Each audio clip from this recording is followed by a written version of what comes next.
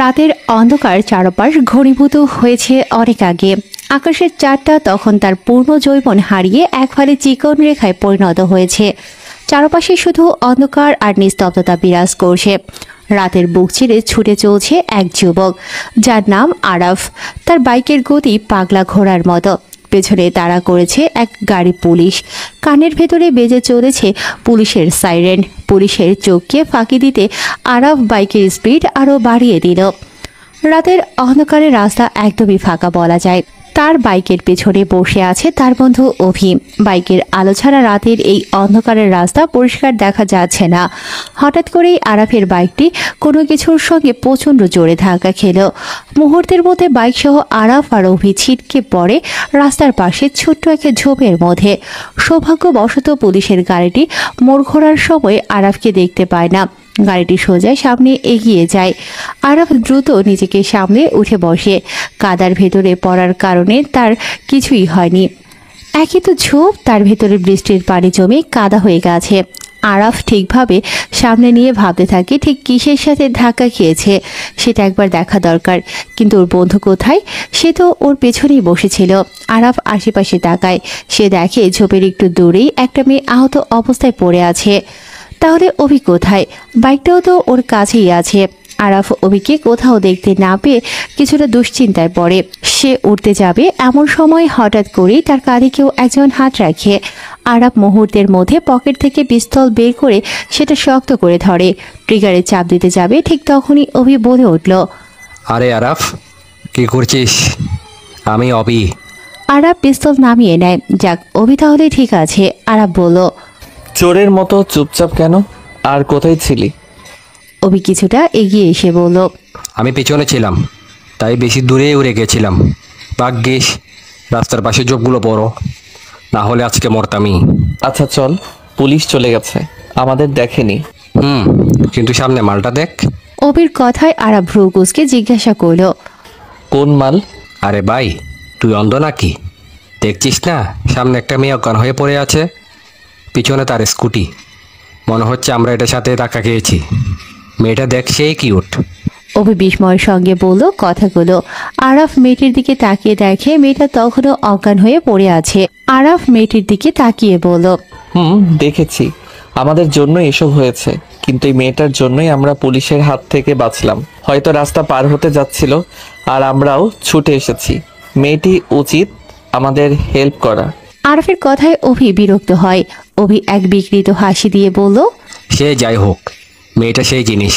আয়, কাজটা সেরে আসি, দেরি করা যাবে না, সুযোগ মিস দেওয়া যাবে না। আরাফ ভ্রু কুঁচকে তাকায় অভির দিকে। অভি হাসে। আরাফ কঠোর গলায় বলল, কাজ সারবি মানে? কি বলতে চাইছিস?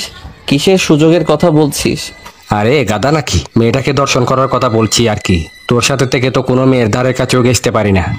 আয় বন্ধু, সুযোগের সদ্ব্যবহার করি। মেয়েটির দিকে তাকিয়ে অভি নির্লজ্জের মতো কথাগুলো বলল। আরাফ প্রথমে শান্ত থাকে, কিন্তু কিছু সময় পরে দৃঢ় কণ্ঠে বলল, দেখ অভি, তোকে আগেও বলেছি, এখনো বলছি, আমার এসব পছন্দ না।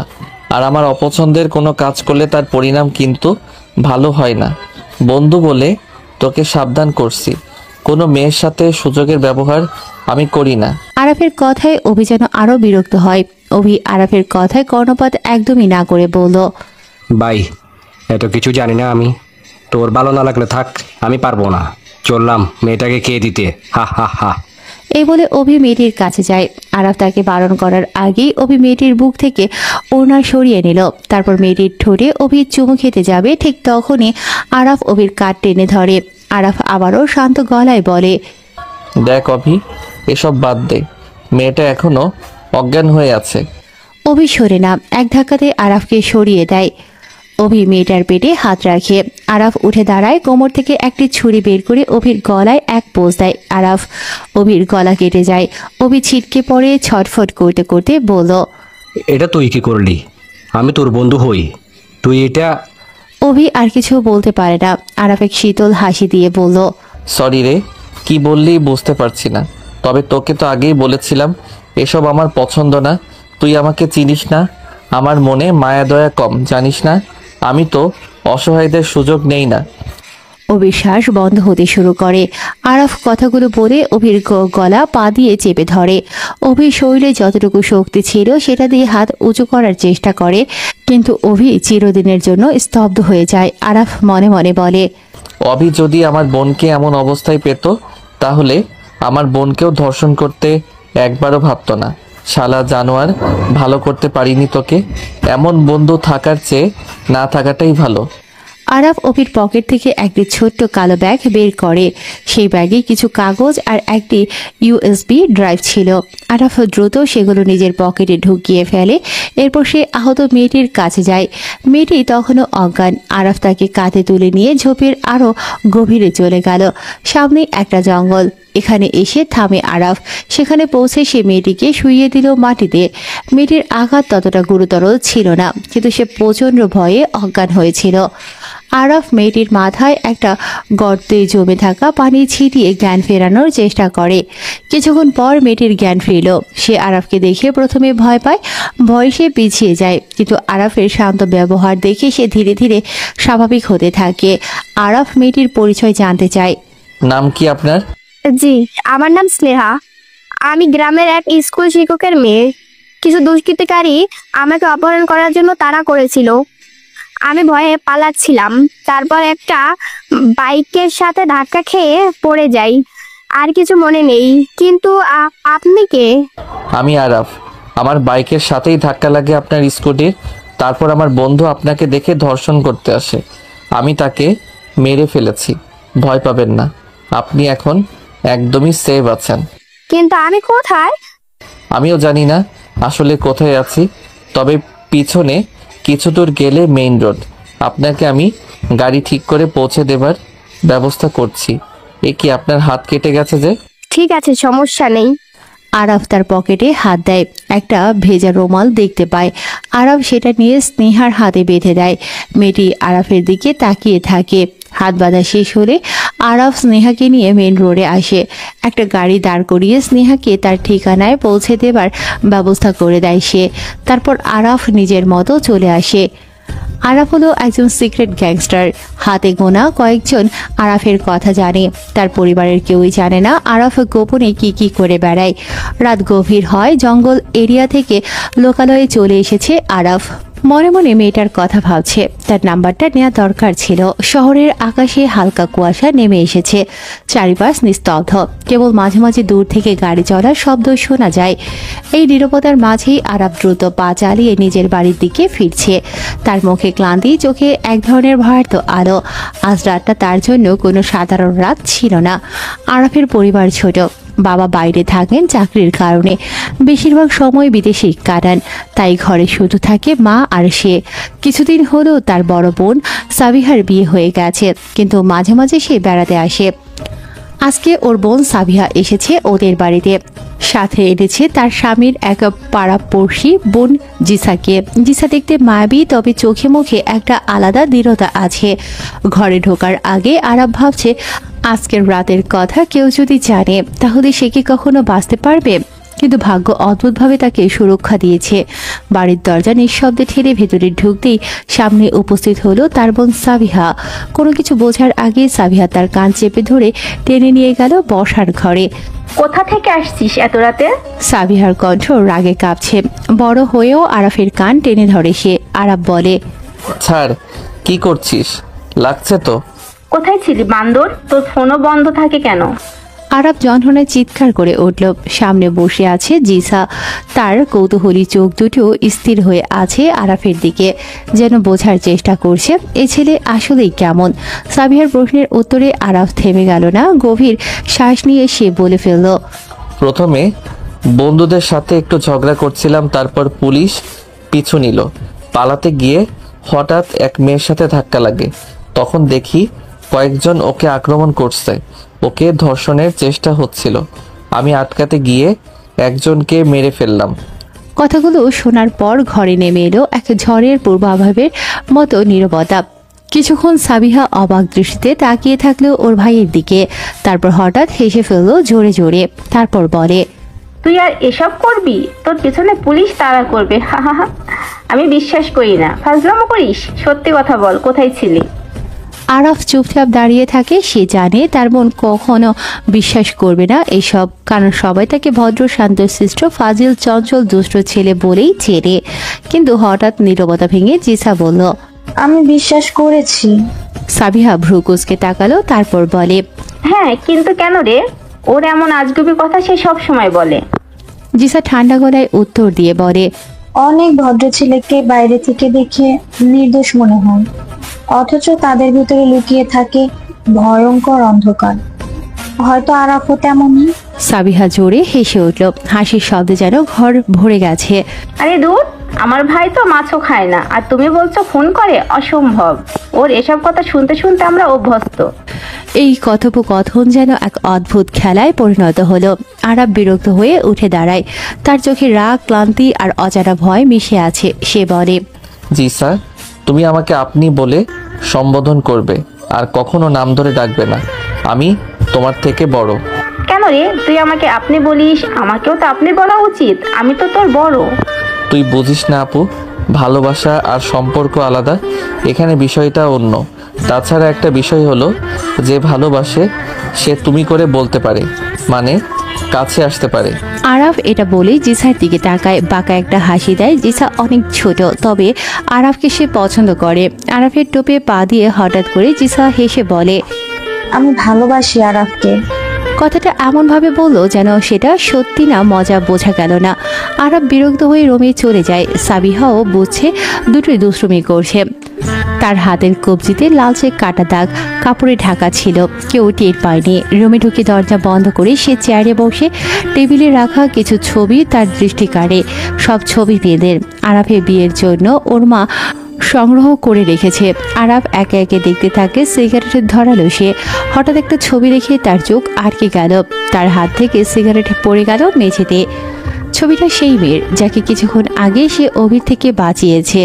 নিজের রুমালটা তার হাতে বেঁধে দিয়েছে, মানে মেয়েটা স্নেহা। মুহূর্তে তার শরীর কেঁপে উঠল স্নেহার কথা মনে পড়তেই। এটা কেমন করে সম্ভব? সেই মেয়ে যে বিট্টুর মুখ থেকে বেঁচে ফিরল, তার ছবি কিভাবে এখানে এলো, বা তার মা কোথায় পেল? ঠিক তখন দরজায় টোকা পড়ে। আরাফ সিগারেটের অংশ তুলে জানালা দিয়ে ফেলে দেয়। রুম স্প্রে করে শার্ট ঠিক করে নেয়। তারপর দরজা খুলে দিতেই ওর মা ভিতরে এলেন। ছবিগুলোর দিকে তাকিয়ে ওর মা বলে, দেখ তো, কিছু ছবি এনেছি, তোকে বিয়ে করতে হবে। আমি ভালো নেই, অসুস্থ লাগছে শরীর, বেশি দিন হয়তো। উফ মা। আচ্ছা, সাবিয়াও তো সংসার নিয়ে ব্যস্ত। তুই যদি ঘর না বাঁধিস আমার চোখের সামনে, আমি শান্তি পাবো না। আরাফ কিছু বলতো না, শুধু মাথা নিচু করে বসে রইল। তার মা চলে গেলে সে আবার স্নেহার ছবিটার দিকে তাকালো। স্নেহার চেহারাটা ভাসে, মেয়েটির চোখে ভয়, লজ্জা আর অদ্ভুত কষ্টের ছাপ, যেন ছবির ভেতর থেকে তাকিয়ে আছে তার দিকে। তার বুক ধকধক করে উঠল। কি হবে এখন? মনে সেই দৃশ্য, পুলিশের সাইরেন, ধাওয়া, মেয়েটির চিৎকার আর নিজের হাতে তার বন্ধুকে হত্যা করার দৃশ্য। রক্তের লাল দাগ যেন আবার চোখের সামনে ভেসে উঠল। কিন্তু এর সাথে নতুন প্রশ্ন জুড়ে গেল, এই মেয়ে আসলে কে? তার সাথে আরাফের সম্পর্ক কোথায় গাঁথা? কেন তার ছবি এখানে? বিয়ের পাত্রী হিসেবে হঠাৎ দরজার বাইরে শব্দ হলো। সাবিহা জিসার সাথে ফিসফিস করছে। আরাফ কান খাড়া করে। জিসার কণ্ঠ শোনা গেল, ভাবি, আমি জানি আরাফ সত্যি বলছে। ওর চোখের ভেতরে আমি রক্ত দেখেছি, ওর শরীরে আমি ভয় পেয়েছি। কিন্তু জানো সাবিহা ভাবি, এই ভয়ই আমাকে টানছে। তোমার ছোট ভাই কিন্তু বেশ সুদর্শন। সাবিহার গলা এবার ফিসফিস করেই উঠল, তুই কি পাগল? আমার ভাইকে ভালোবাসতে চাইছিস?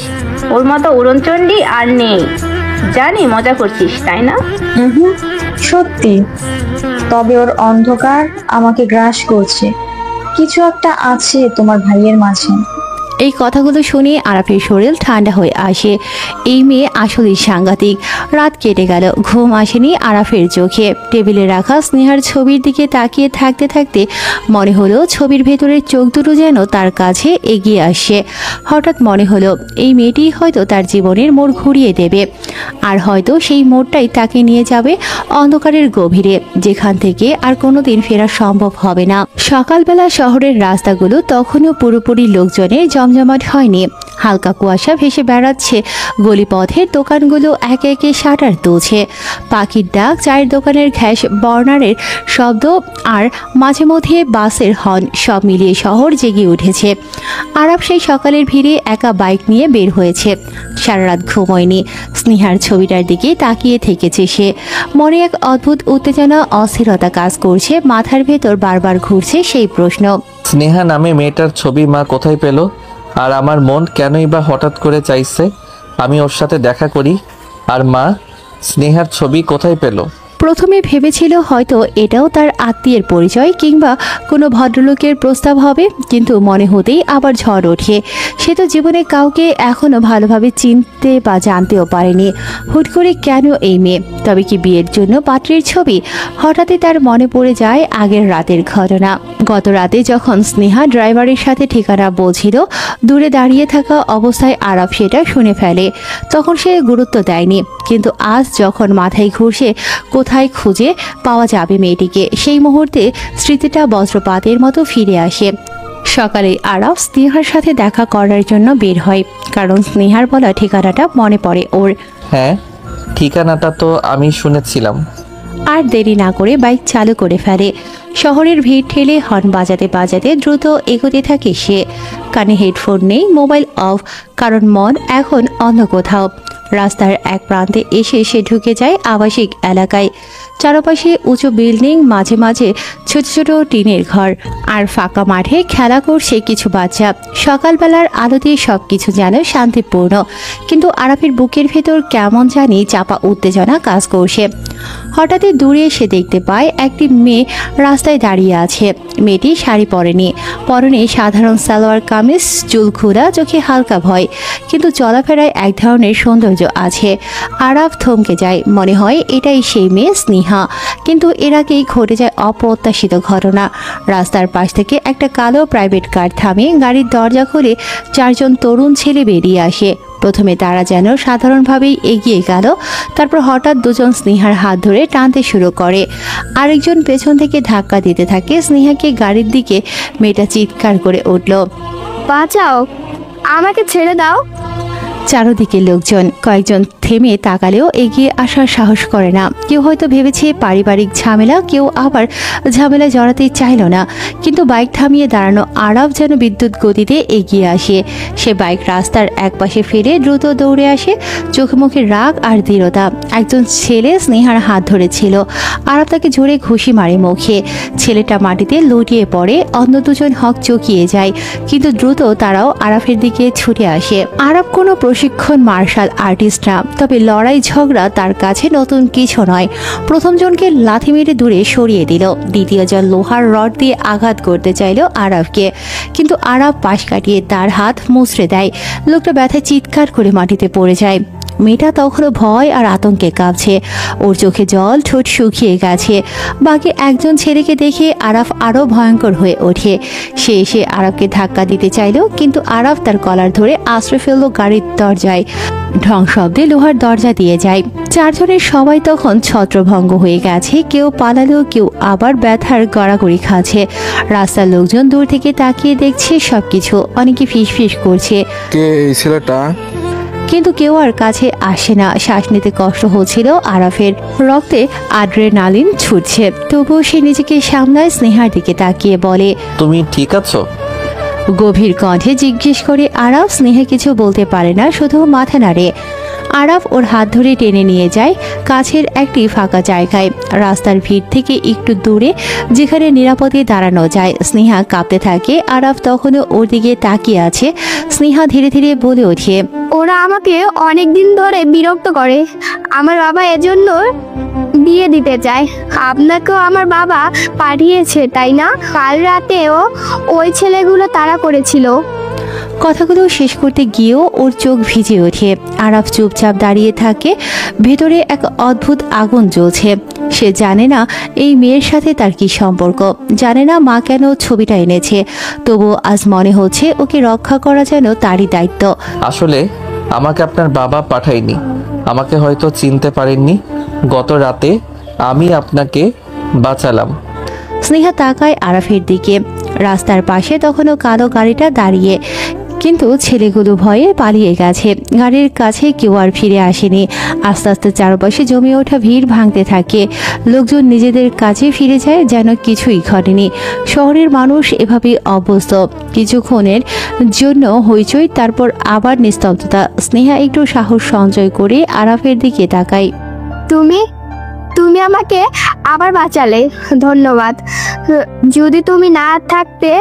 কথাটা শেষ করার আগেই আরাফ হাত তুলে থামায়। থাক, এসব পরে হবে।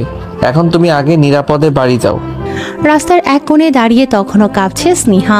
কিছুক্ষণ আগেই আরাফ তাকে বাঁচিয়েছে 4 জন দুর্বৃত্তের হাত থেকে। চারপাশের লোকজন কেউ আর নেই। স্নেহার চোখে তখনও আতঙ্ক। আরাফ স্নেহার দিকে তাকিয়ে আছে, মনে হচ্ছে মেয়েটা যেন নিজের সঙ্গে নিজেরই যুদ্ধ করছে। হঠাৎই স্নেহা ভাঙা গলায় বলে উঠল, কিসের বাড়ি? এই ছেলেদের লিডারকে পেলে যে কি করব? এদের লিডারকে এখনো দেখিনি। আমি জানি বাবা তার সাথেই বিয়ে দিতে চায় আমাকে। এজন্য আমি সকালে বের হয়েছিলাম চলে যাবার জন্য।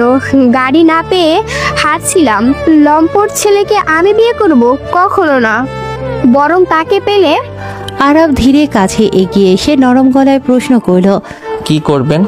স্নেহা তীক্ষ্ণ চোখে তাকিয়ে জবাব দিল, ছেলেটাকে মেরে একদম মর্গে পাঠিয়ে দিব। আমাকে বিয়ে করার সাধ্য মিটিয়ে দিব, তারপর আমিও মরবো। আমি পুরোপুরি মরতে চাই। তার কথা শুনে আরাফ ভেতর থেকে থমকে যায়। এতটা রাগ আর হতাশা যেন একসাথে ঝরে পড়ছে স্নেহার কণ্ঠে।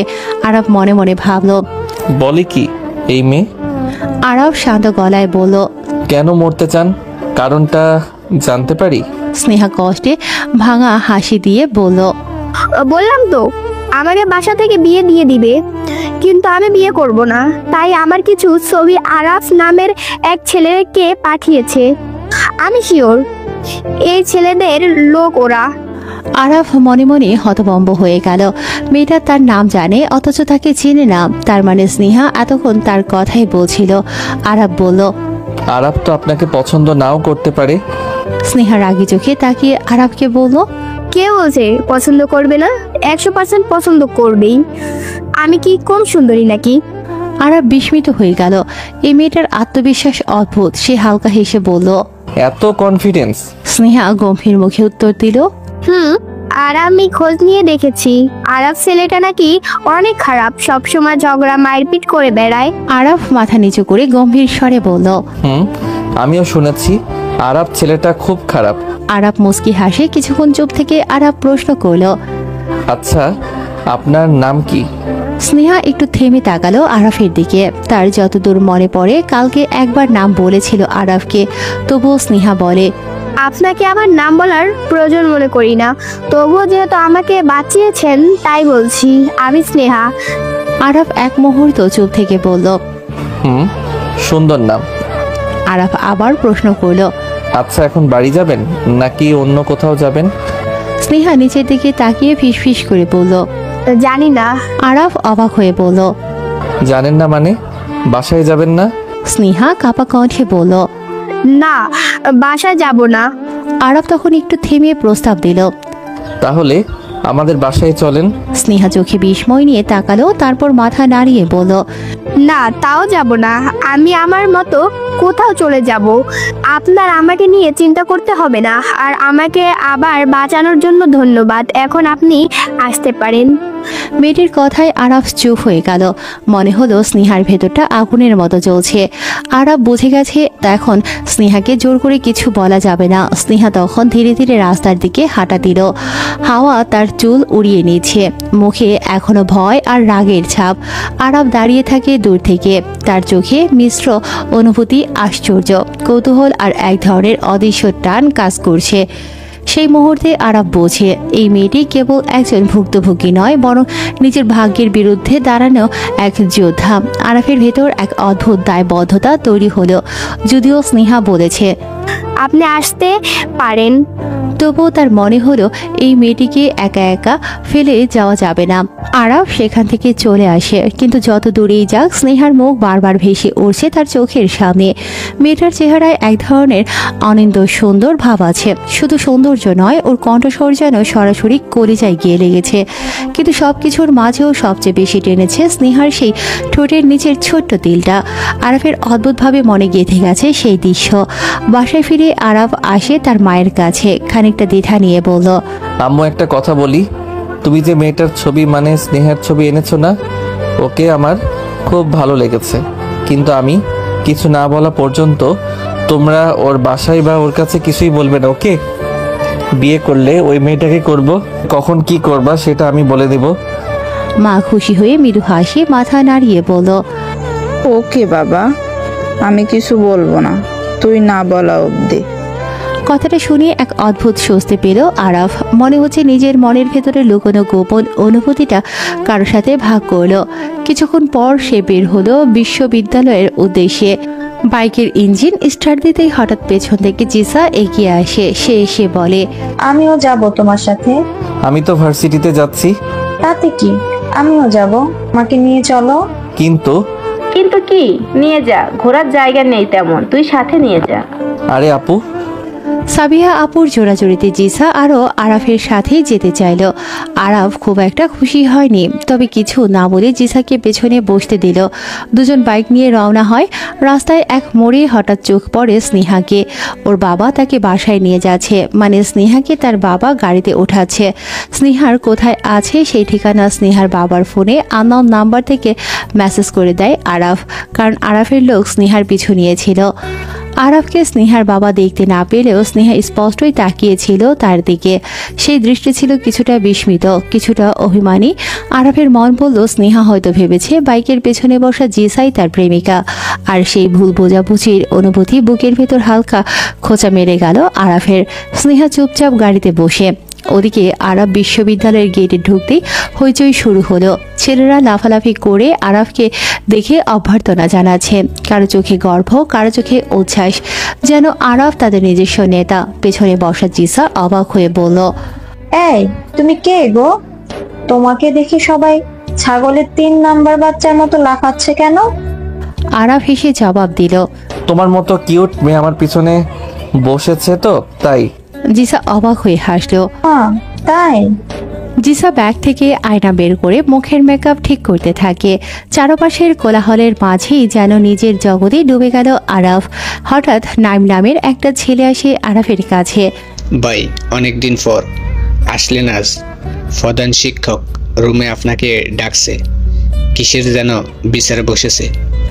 কিছুক্ষণ পর সবাই একত্রিত হলো বিশ্ববিদ্যালয়ের প্রধানের ডাকা বিচারের আসরে।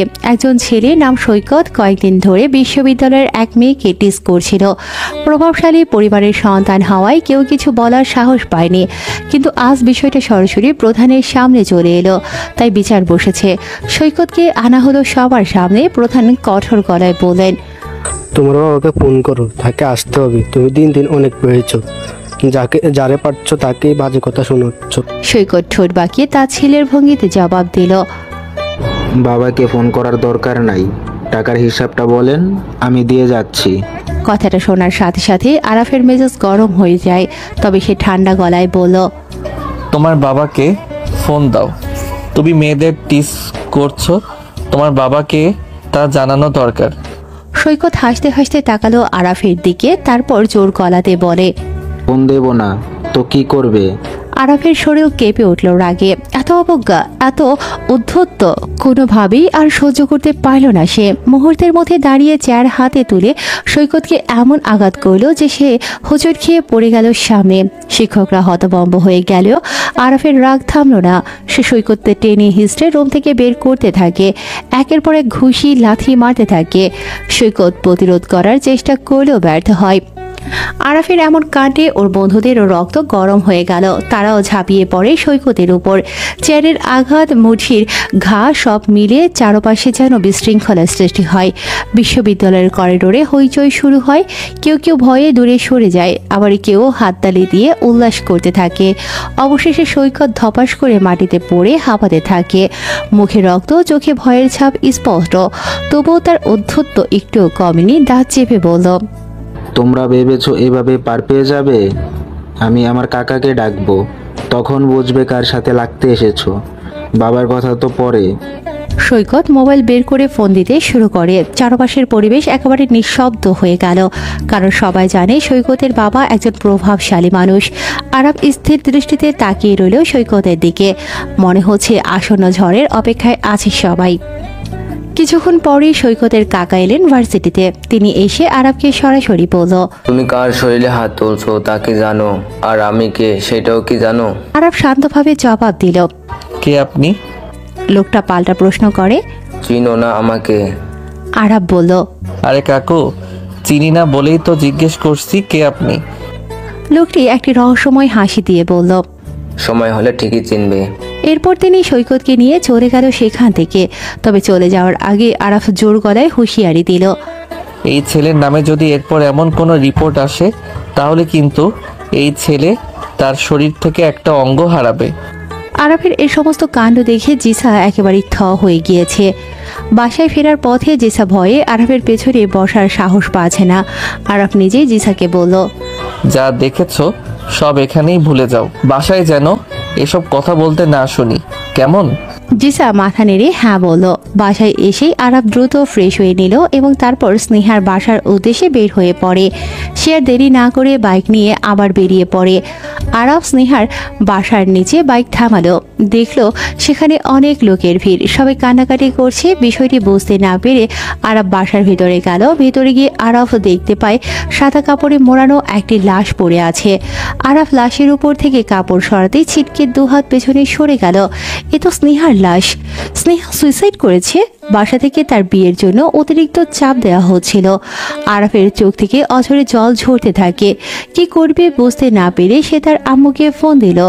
আরাফ শুধু বলল, আম্মু, তুমি আমার বিয়ের জন্য স্নেহা নামের এক মেয়ের ছবি দেখিয়েছিলে, সেই মেয়েটা সুইসাইড করেছে। এটুকু বলেই সে ফোন কেটে দিল। এরপর আরাফ স্নেহার রুমে আসে। স্নেহার বিছানার উপরে সে দুটি চিরকুট দেখতে পায়। একটি চিরকুট সে লিখেছে, বাসা থেকে বিয়ের জন্য বেশি চাপ দেওয়ার কথা। অন্য চিরকুটে লেখা ছিল, আরাপ একটা বকাটে ছেলে। আরাপকে আমি কখনো মেনে নিতে পারবো না। আমার জীবন নিয়ে অন্যেরা কেন এমন করছে আমার ভালো লাগে না এগুলি। আর আরাফকে আমি চিনি, কিন্তু না চেনার ভান করেছিলাম এতদিন। লেখাটি পড়ে আরাফ নিজেকেই নিজে ঘৃণা করতে শুরু করে। এই চিরকুটটি সে নিজের কাছে রেখে দিল। আরাফের মনে হলো হয়তো তার কারণেই এসব ঘটেছে। তার আম্মু হয়তো স্নেহার বাসায় বলে দিয়েছিলেন যে আরাফ স্নেহাকে পছন্দ করে। আরাফ আবার দৌড়ে স্নেহার লাশের কাছে গেল। স্নেহার হাত ধরে সে কাতর স্বরে বলল, মাফ করে দিও আমায়। স্নেহার এমন মৃত্যুতে গভীর হতাশার মেঘে ছেয়ে গেছে আরাফের মন। একটি মেয়ের আত্মহত্যার খবরে তার ভেতরটা দুমড়ে মুচড়ে যাচ্ছে। যদিও সে নিজেকে সান্ত্বনা দিচ্ছিল যেন তার জন্য নয়, বরং তাকে বিয়ে করতে পারবে না বলেই মেয়েটি এমন করেছে। তবুও অপরাধ বোধের কাঁটা তাকে বিঁধছিল। এই তীব্র মানসিক যন্ত্রণার মধ্যেই সে অনেকগুলো ঘুমের ওষুধ খেতে যায়। ঠিক সেই সময় তার সামনে ঢাল হয়ে দাঁড়ায় জিসা। সে দ্রুত হাতে আরাফের হাত থেকে সমস্ত ওষুধ মেঝেতে ফেলে দেয়। আরাফের মাথায় তখন রক্ত চড়ে আসে। সেই মুহূর্তে সে যেন দিশেহারা। জিসার এই আচরণে ক্ষিপ্ত হয়ে সে তাকে কষে একটা চড় দেয়। জিসা কিছু বলতে যাবে তার আগেই আরাফ জিসাকে ঘর থেকে বের করে দিল। জিসা গাল ধরে চুপচাপ দরজার বাইরে দাঁড়িয়ে থাকলো, এক বিন্দুও প্রতিবাদ করে না। আরাফ তীব্র গলায় জিসাকে বলল, তুমি কালকেই তোমার বাসায় চলে যাবে, আমার ধারে কাছে যেন তোমাকে না দেখি। তার মেজাজ তখন পুরো অগ্নিশর্মা হয়ে গেছে। এই ঘটনার পর আরাফ যেন এক নতুন প্রতিজ্ঞা করে ফেলল, বিয়ে তো দূরের কথা, সে আর প্রেম পর্যন্ত করবে না। সিগারেটের টান দিতে দিতেই একসময় আরাফ ঘুমিয়ে পড়ে। রাত তখন 12টা কি 1টা বাজে। ঘুমটা ভাঙতেই সে লক্ষ্য করল এক অদ্ভুত দৃশ্য। জিসা তার পায়ের কাছে মাথা ঠেকিয়ে নিঃশব্দে কেঁদে চলেছে। এমনটা দেখে আরাফ ধরপড়িয়ে বিছানায় উঠে বসে। জিসার দিকে তাকাতেই জিসা যেন ভয় পেল, তড়িঘড়ি করে দৌড়ে ঘর থেকে বেরিয়ে চলে গেল। ঘুমটা আর এলো না আরাফের চোখে, মনটা ভীষণ অশান্ত। তাই সে বাইক নিয়ে রাতের বেলা বেরিয়ে পড়ে। রাস্তা তখন জনমানব শূন্য, মাঝে মাঝে 2-1টা গাড়ি চলতে দেখা যাচ্ছে। আরাফ বাইকের গতি বাড়ায়, অনেক দ্রুত গতিতে ছুটছে সে। হঠাৎই আরাফ রাস্তার পাশে এক বৃদ্ধ লোককে শুয়ে থাকতে দেখে। লোকটা শীতে কাঁপছে। আরাফ বাইক থামিয়ে লোকটির কাছে আসে, দেখে এই রাতে শীতের লোকটার গায়ে কিছুই নেই, খালি গায়ে তিনি শুয়ে আছে। আশেপাশে সব দোকান বন্ধ, খোলা কিছু পেল না আরাফ। তাই সে আর দেরি না করে নিজের শরীর থেকে শার্ট খুলে লোকটির গায়ে সাবধানে জড়িয়ে দিল। তারপর সেখান থেকে চলে আসে আরাফ। কিন্তু কিছু দূর যেতেই দুজন লোকের উপস্থিতি টের পায় সে। রাস্তার পাশে জঙ্গলের ভিতরে এত রাতে কে বা কারা থাকতে পারে? এই কৌতূহলে আরাফ সামনে এগিয়ে গেল। সে এগিয়ে যেতেই যে দৃশ্য সে দেখল তা অন্তত দৃষ্টিকটু। এক ছেলে ও এক মেয়ে সম্পূর্ণ উলঙ্গ অবস্থায় অশ্লীলতায় ব্যস্ত। আরাফকে দেখে তার দ্রুত কাপড় পরে নিল। ছেলেটা আরাফের দিকে এগিয়ে এসে উদ্ধত স্বরে জিজ্ঞেস করল, এই কে রে তুই? আরাফ পাল্টা জানতে চাইল, ওরা কে আর ওই মেয়েটা কি লাগে তোর? ছেলেটা জবাব দিল, আমার জেফ। আর তুই কে সেটা বল। আরাফ বলল, বিয়ের আগে এসব করছিস?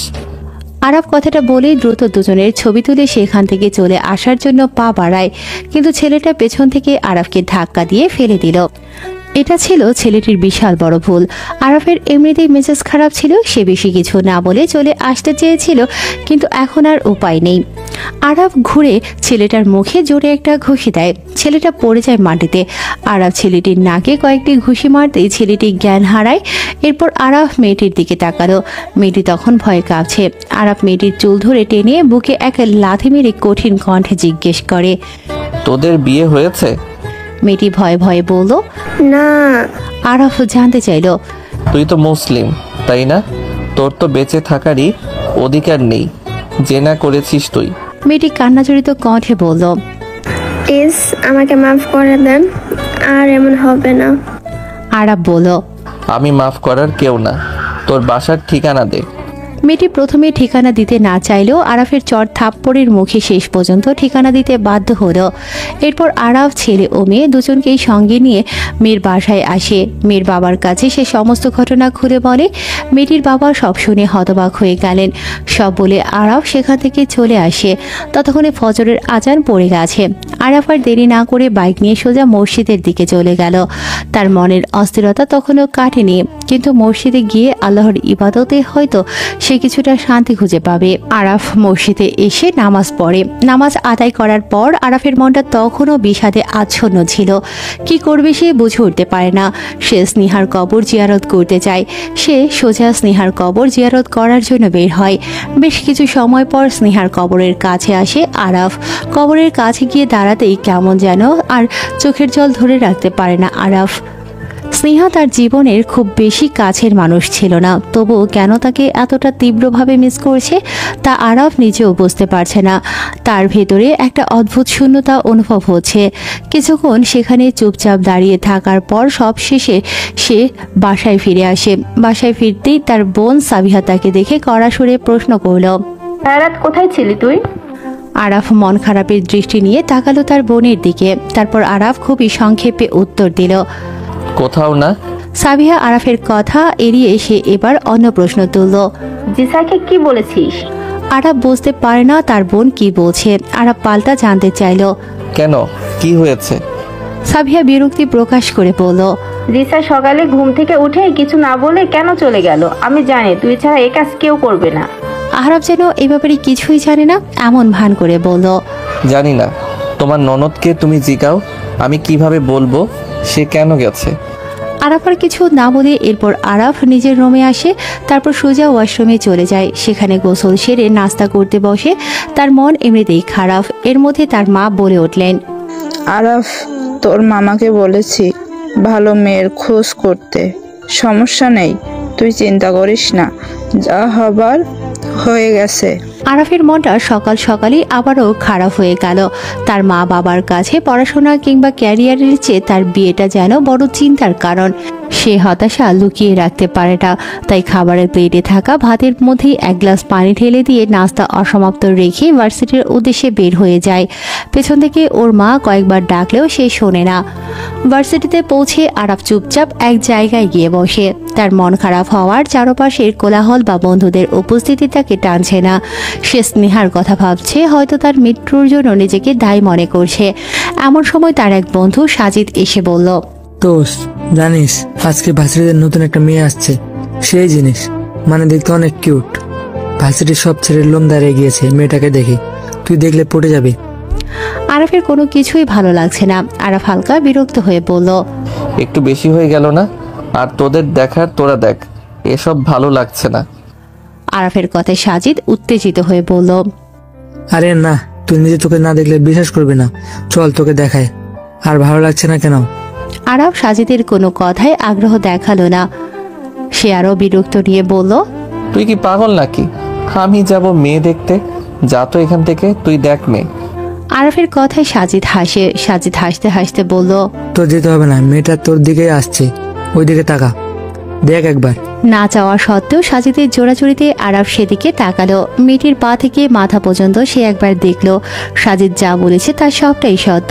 আরাফ মনে মনে স্বীকার করে নিল। অসাধারণ, এত সুন্দরী মেয়ে হয়তো এই প্রথম দেখলাম। কিন্তু পরক্ষণেই তার মেজাজ বিগড়ে গেল।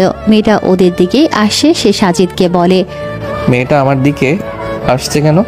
আমার মুড এখন ঠিক নেই, বেশি বুঝলে এটাকেও থাপড়াবো। সাজিদ হাসে। আরাফের ভেতরের রাগ এবং মন খারাপ যেন তাকে আরো বেশি খিটখিটে করে তুলছে। এমন সময় মেয়েটি আরাফের সামনে এসে দাঁড়ালো। তারপর আরাফের মতোই মেয়েটি তাকে পা থেকে মাথা পর্যন্ত দেখতে থাকে। আরাফ কিছুটা অবাক হলো। সাধারণত কেউ তার দিকে এভাবে তাকিয়ে থাকার সাহস দেখায় না।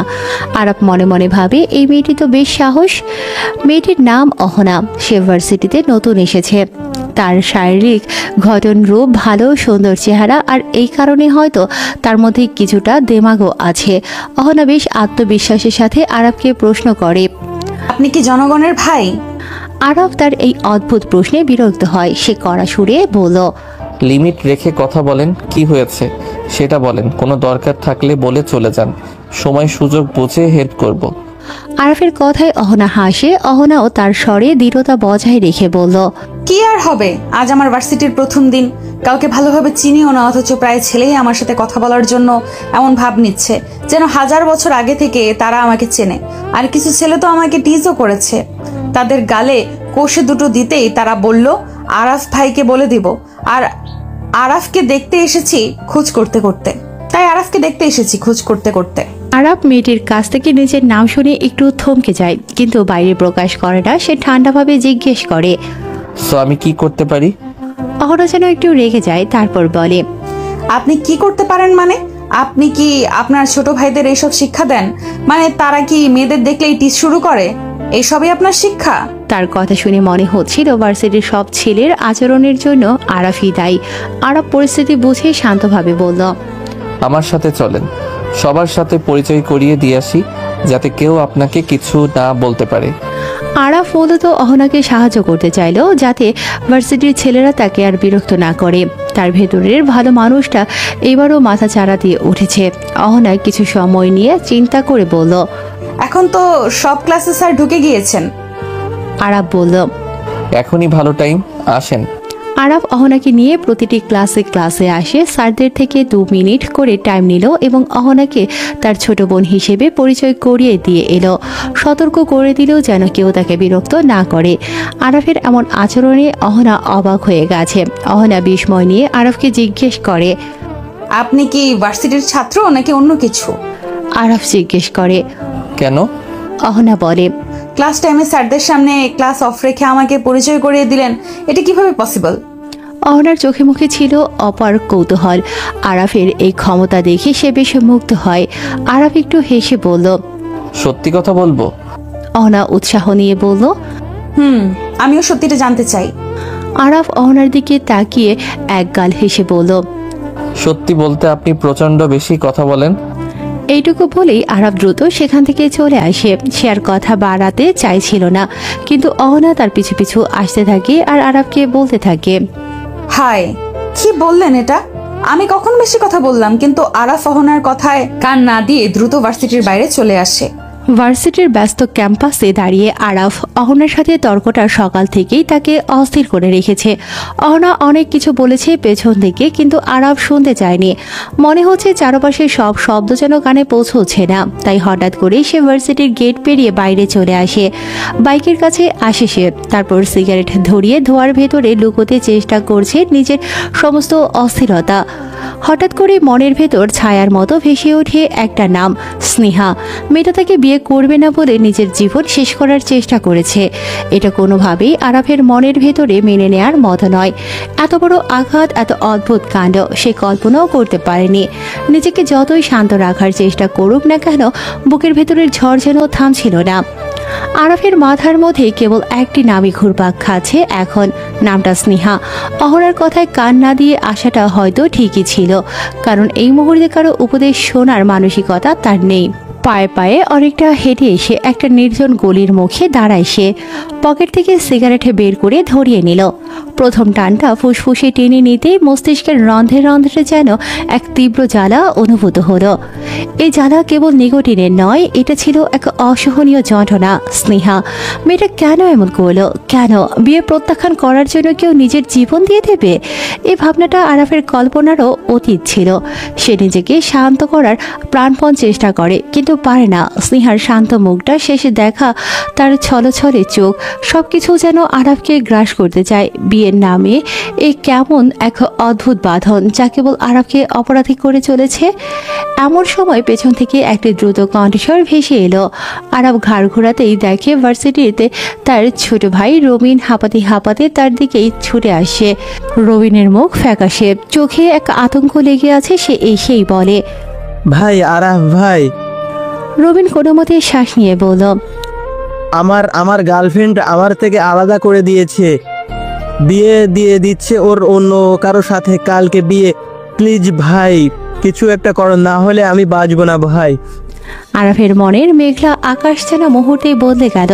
স্নেহার অপ্রত্যাশিত আত্মহননের ধাক্কা তখনও তার বুকে দগদগ করছে, আর এখন রবিন নিজের ভালোবাসাকে বাঁচানোর জন্য মরিয়া। আরাফের মনে পড়ে স্নেহার সঙ্গে তার শেষ কথোপকথন। ভালোবাসা কি কেবলই একতরফা অধিকারের নাম? বিয়েটা কবে? মানে কালকে নাকি? আরাফ সিগারেটে একটি লম্বা টান দিয়ে শান্ত গলায় জিজ্ঞেস করে। তার কণ্ঠস্বর এমন এক দৃঢ়তা ছিল যা শুনে রবিন কিছুটা আশ্বস্ত হয়। রবিন দ্রুত বলে, কালকেই ভাই, কাল সকাল থেকেই। আরাফ সিগারেটের শেষ অংশটা রাস্তায় ফেলে বুট দিয়ে পিষে দেয়। তার মুখে এক ধূর্ত হাসি ফুটে ওঠে, তারপর বলে, তাহলে কাল সকালের অপেক্ষা কেন করবি? আজ রাতেই বিয়ে হবে তোর সাথে। রবিন শোন, মিশন হবে আজ রাতেই। রবিনের চোখে অবিশ্বাস্য এক খুশির ঝলকানি। সে দ্রুত বলে, সত্যি ভাই আপনি সাহায্য করবেন? কথা যখন দিয়েছি তখন কাজ হবেই। শোন, এখন আর ভালো লাগছে না, বাসায় যাব। তুই বরং যা, তোর গফরে সব জানিয়ে রাখ। আচ্ছা ভাই। আরাফ বিদায় জানাতেই রবিন যেন এক নতুন শক্তি পেল। সে দ্রুত ওর গফরে ফোন করে। এমন সময় আরাফের ফোনে আবার কল আসে। সাজিদ ফোন করে। হ্যাঁ সাজিদ বল। তুই যে সৈকতকে পিটিয়েছিলি, ওর বাবার লোকেরা এসে তোকে খুঁজছে। ভার্সিটিতে আসিস না এখন? ভাবছিলাম বাড়ি যাব, কিন্তু এখন তো আমার ভার্সিটিতে যেতেই হবে। ওরা চলে। আরাফ ফোন কেটে দ্রুত ভার্সিটির দিকে আসে। ভার্সিটির পার্কিং এরিয়াতে বাইক রেখে সে হাঁটা শুরু করে। সাজিদের কাছে আসে। সৈকতরা ততক্ষণে ভার্সিটি থেকে চলে গেছে। কেন আসলি? তোকে তো বললাম ওরা চলে গেছে।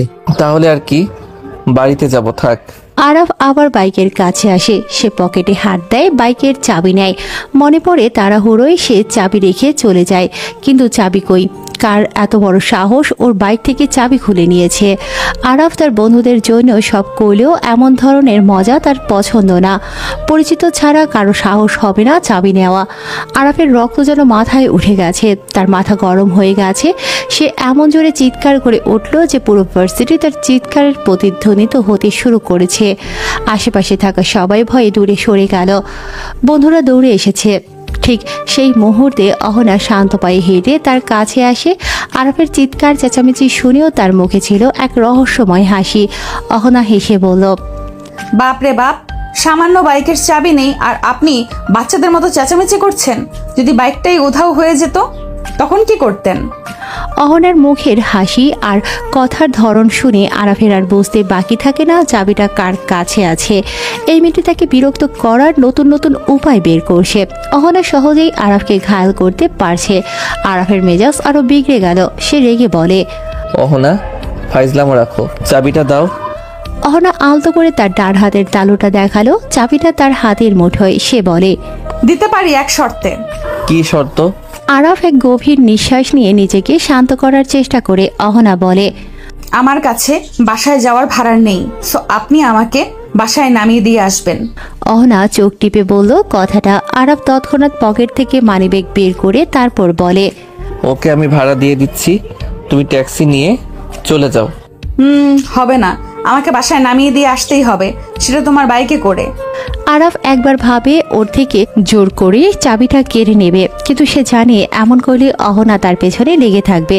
তাছাড়া তার মাথায় তখন কেবলই রবিনের জন্য চিন্তা ঘুরছে। সময় নষ্ট করা ঠিক হবে না।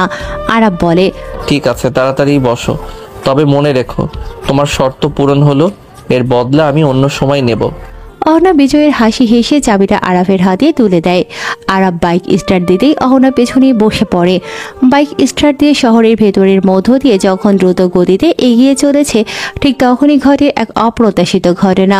রাস্তার মোড় ঘুরতেই আরাফ দেখতে পায় ওর মা আর সাবিহা আপু রিস্কায় চড়ে উল্টো দিক থেকে আসে। আরাফের বুক ধড়াস করে উঠল। মা এবং আপু দুজনের তীক্ষ্ণ দৃষ্টিতে ওদের দিকে তাকিয়ে আছে।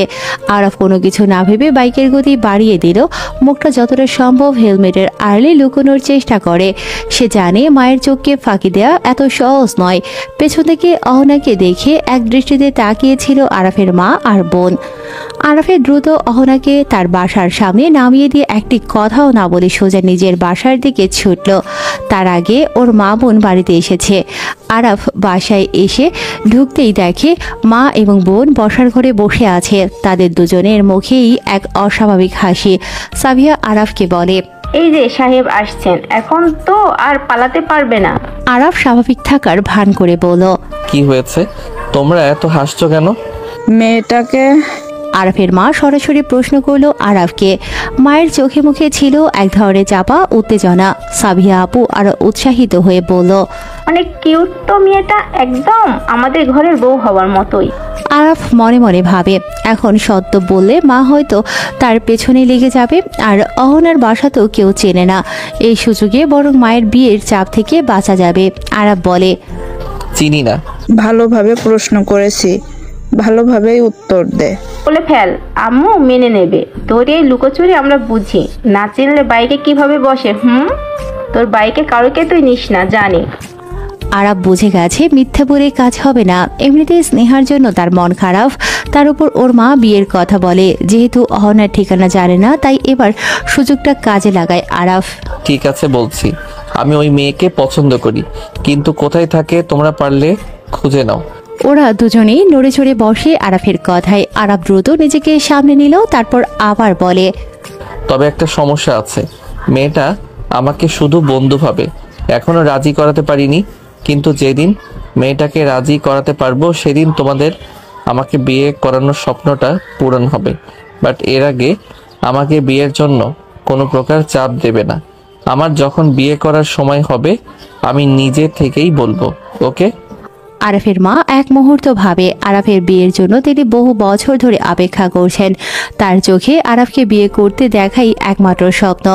আরাফের শর্তের মধ্যে এক ধরনের আশার আলো দেখতে পেলেন তিনি, তাই বলল, ঠিক আছে, আমরা কোনো চাপ দেব না, কিন্তু কাজটা তাড়াতাড়ি করতে হবে বাবা। আরাফ হাফ ছেড়ে বাঁচে। সে বলে, ঠিক আছে। আরাফ তার রুমে চলে যায়। রাতের জন্য রেডি হতে থাকে। দিন শেষে রাত হয়, ঘড়ির কাঁটা তখন রাত 10টা ছুঁয়েছে। আরাফ তার রুমে বসে রবিনের মিশন প্ল্যান করছে। তখনই রবিনের ফোন এলো। ভাইয়া প্লিজ কিছু করেন, কাল সকালে আমার গার্লফ্রেন্ডের বিয়ে, আপনি বলেছিলেন আজ নাকি আমাদের বিয়ে। আপনি কোথায় আরাফ ভাই? রবিনের কণ্ঠে ছিল আকুতি। আরাফ বলে, হ্যাঁ মনে আছে, তুই আমার বাসার নিচে চলে আয়, আমার এক বন্ধু তোকে সাহায্য করবে। ভাই আমি তো রাত 9টা থেকে আপনার বাসার নিচে দাঁড়িয়ে আছি, ফোন দেওয়ার সাহস পাচ্ছিলাম না। আরাফের একটু খারাপ লাগে, ছেলেটা নিশ্চয়ই খুব চিন্তায় আছে। সে বলে, ওকে থাক, আমি আসছি। আরাফ নিচে নেমে আসে, এসে দেখে রবিন অস্থিরভাবে এদিক ওদিক হাঁটছে। আরাফ কাছে যেতেই রবিন তাকে জড়িয়ে ধরে। আরাফ বলে, শোন সাজিদ সব ব্যবস্থা করে রেখেছে, তুই ওর সাথে যা, ও তোকে সাহায্য করবে। আমি সাজিদকে কল দিচ্ছি। না ভাই, আপনি আমার সাথে যাবেন, এই প্রথম আমি এমন একটা কাজ করতে যাচ্ছি, আপনার সাহস আর বুদ্ধি ছাড়া আমি পারবো না, প্লিজ ভাই। রবিনের চোখে মুখে এমন এক আকুতি ছিল যে আরাফ আর না করতে পারে না। স্নেহার কথা মনে পড়ে ওর, সে পারেনি তার ভালোবাসাকে বাঁচাতে, কিন্তু রবিন যেন সফল হয়। সে কথা যখন দিয়েছে তখন কথা রাখতে হবে। ঠিক আছে চল, কিন্তু একটা কথা মনে রাখিস, এই পথে একবার পা বাড়ালে আর ফেরা যায় না। তুই নিশ্চিত তো? হ্যাঁ ভাই, একদম নিশ্চিত। রবিন প্রত্যয়ের সাথে বলল। তারা দুজনে হাঁটতে শুরু করে। রবিন রাস্তা দেখিয়ে নিয়ে চলে, গলি পেরিয়ে দুটো মোড় ঘুরে একটা ছিমছাম শান্ত এলাকায় এসে তারা দাঁড়ায়। রবিন একটি গেট দেখিয়ে বলল, ভাই এটাই বাসা, এখান থেকেই। আরাফ রবিনকে থামিয়ে গেটের দিকে তাকালো। সেই পরিচিত বাড়ি, সেই ব্যালকনি, তার চোখ কপালে উঠে যায়। আজকে সে অহনাকে এ বাড়ির সামনে নামিয়ে দিয়ে গেছে। আরাফ প্রায় চেঁচিয়ে উঠল, পাগল নাকি তুই? এটা তো অহনাদের বাসা। ভাই, অহনা আপুর ছোট বোনই আমার গার্লফ্রেন্ড। আসলে আমার সাথে সম্পর্কের কথা ওর বাড়িতে জানার পর আগে থেকেই বিয়ে দিতে চেয়েছে ওর পরিবার। আরাফের মাথায় যেন বাজ পড়ে। সে যদি অহনার বোনকে তুলে নিয়ে যায় তবে অহনার কাছেও সে খারাপ হবে, যেমনটা স্নেহার চোখে হয়েছিল। কি করবে সে বুঝতে পারে না। সে বলে, তুই আজ আমাকে মেরেই ছাড়বি?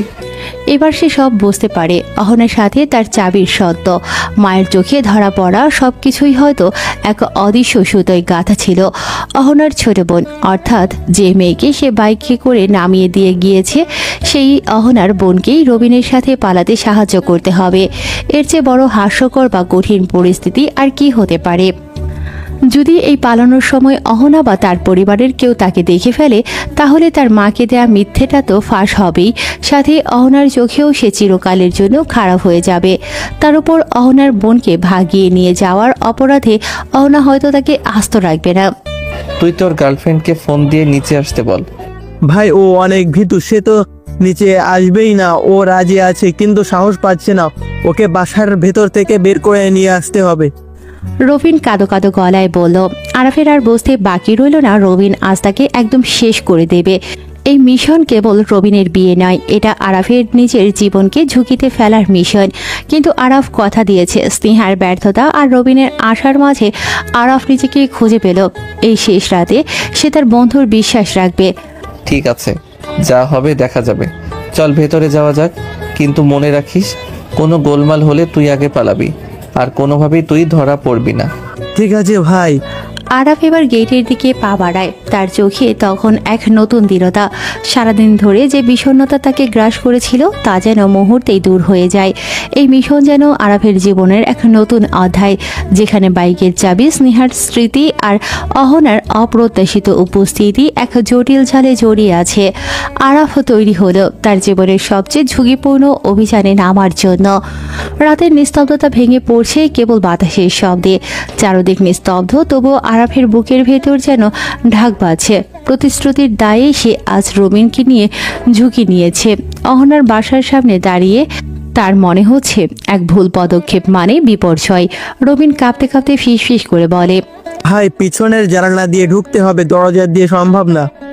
আরাফ দীর্ঘশ্বাস ফেল, তারপর অন্ধকারে ধীরে ধীরে জানালা ঠেলে ভেতরে ঢুকলো রবিনকে নিয়ে। রুমের ভেতর অদ্ভুত নীরবতা, কেবল ফ্যানের ঘূর্ণনের বাতাস কাঁপছে। অহনার ছোট বোন আনিকা বিছানায় বসে ভয়ে কাঁপছে, চোখে জল, ঠোঁটে আতঙ্ক বিরাজ করছে। রবিন এগিয়ে যেতেই আনিকা হঠাৎ কান্নায় ভেঙে পড়ে। আরাফ শান্ত গলায় বলল, ভয় পেও না, আমি আছি। তাদের রুম থেকে বের করে আনার প্রস্তুতি নিচ্ছে আরাফ। এমন সময় ফ্যানের বাতাসে হালকা রুমের আরেক পাশের পর্দা সরে যায়। অজান্তে তার চোখ ঘুরে গেল ডান পাশে। পর্দার ফাঁক দিয়ে দেখা গেল অহনা ঘুমোচ্ছে। এক মুহূর্তের জন্য তার নিঃশ্বাস আটকে যায়। অহনা একটি সাদা টি শার্ট পরে গভীর ঘুমে আচ্ছন্ন। ফ্যানের বাতাসে কাপড় সামান্য সরে গিয়ে কোমর আর নাভির উজ্জ্বল রেখা দেখা যাচ্ছে। আলো আধারের মাঝে তা যেন আরো ঝকমক করছে। আরাফ স্থির হয়ে দাঁড়িয়ে থাকে, মনে হচ্ছে এই দৃশ্য একটা চিরচেনা অথচ নতুনভাবে তাকে আঘাত করে। সবার সামনে আরাফ রেগে তাকে বোন হিসেবে পরিচয় করিয়ে দিয়েছে। অহনা সেটা মজা করেই গ্রহণ করেছে, কিন্তু দুজনের মনে আলাদা খেলা তৈরি হচ্ছে। অহনা এমনিতেই সুন্দর, অথচ সেসব অংশ সবসময় আড়লে থাকে। আজ সেগুলো আরাফের চোখে ধরা পড়েছে। বুকের ভেতর হঠাৎ অজানা কাঁপুনি তৈরি হয়, কিন্তু হঠাৎ পেছনে থেকে রবিন হাত টান দেয়।